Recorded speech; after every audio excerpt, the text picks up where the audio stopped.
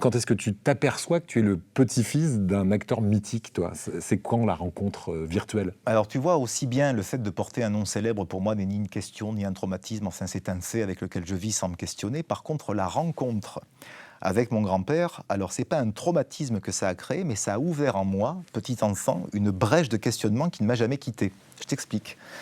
J'ai 3 ou 4 ans, et un film de mon grand-père est diffusé à la télévision. C'était Le Grand Chef, d'Henri Verneuil. Voilà.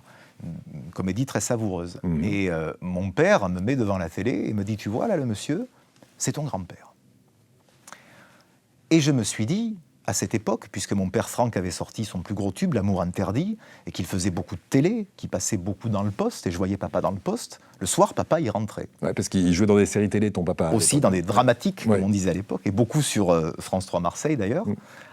Et je me suis dit, alors si mon grand-père est dans la télé, lui aussi, il va revenir le soir pour manger à la maison. Et il ne revenait pas.